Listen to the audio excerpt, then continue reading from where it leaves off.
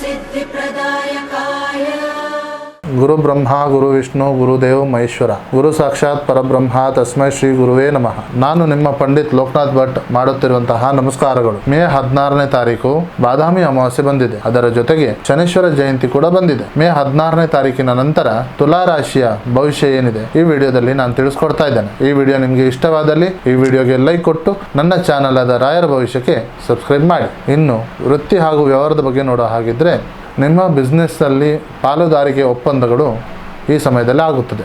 ಇನ್ನು ದುಡ್ಡಿನ ವಿಷಯದಲ್ಲಿ ಪಾರದರ್ಶಕವಾಗಿರಿ, ಇಲ್ಲವಾದರೆ ಸಣ್ಣ ಮನಸ್ತಾಪ ದೊಡ್ಡದಾಗಬಹುದು. ಯಾರೆಲ್ಲ ಡಿಸೈನಿಂಗ್ ಫ್ಯಾಷನಿಂಗ್ ಅನ್ನೋ ಒಂದು ಕ್ಷೇತ್ರದಲ್ಲಿ ಇದ್ದರೆ ಅವರಿಗೆ ಉತ್ತಮವಾದ ಸಮಯವಿದೆ. ಕೆಲಸದ ಸಮಯದಲ್ಲಿ ಕೆಲಸದ ಒಂದು ಟೈಮು ಜಾಸ್ತಿ ಇದ್ದರೆ ನಿಮ್ಮ ಟೀಮಿನ ಸಪೋರ್ಟ್ ನಿಮಗೆ ಇರುತ್ತದೆ. ಹಳೆಯ ಬಾಕಿ ಇದ್ದಂಥ ಕೆಲಸ ಈ ಸಮಯದಲ್ಲಿ ಮುಗಿಯುತ್ತದೆ. ಇನ್ನು ಆರ್ಥಿಕ ಪರಿಸ್ಥಿತಿಯನ್ನು ನೋಡೋ ಹಾಗಿದ್ರೆ ಆದಾಯದ ಹರಿವು ಚೆನ್ನಾಗಿರುತ್ತೆ, ಆದರೆ ನಿಮ್ಮ ಲೈಫ್ ಸ್ಟೈಲ್ಗೆ ನೀವು ಸಾಕಷ್ಟು ಹಣವನ್ನು ಖರ್ಚು ಮಾಡ್ತೀರಾ. ಹೂಡಿಕೆ ಮಾಡುವಂಥ ಸಂದರ್ಭದಲ್ಲಿ ಮನೆಯವರ ಸಲಹೆಯನ್ನು ಕೇಳಿ. ಷೇರು ಮಾರ್ಕೆಟಿನಲ್ಲಿ ಲಾಭದ ಮುನ್ಸೂಚನೆ ಅನ್ನೋದಿದೆ. ಇನ್ನು ಪ್ರೀತಿ ಹಾಗೂ ಪ್ರೇಮದ ವಿಚಾರದ ಬಗ್ಗೆ ನೋಡೋ ಹಾಗಿದ್ರೆ ಸಂಗಾತಿಯ ನಡುವೆ ಪ್ರೀತಿ ಅನ್ನೋದು ಹೆಚ್ಚಾಗುತ್ತದೆ. ಅವರಿಗಾಗಿಯೇ ಏನಾದರೂ ಗಿಫ್ಟ್ ತರುವಂತಹ ಪ್ಲಾನನ್ನು ಮಾಡ್ತೀರಾ. ಮನೆಯಲ್ಲಿ ಸಣ್ಣ ಪುಟ್ಟ ಸಮಾರಂಭಗಳು ನಡೆಯಬಹುದು.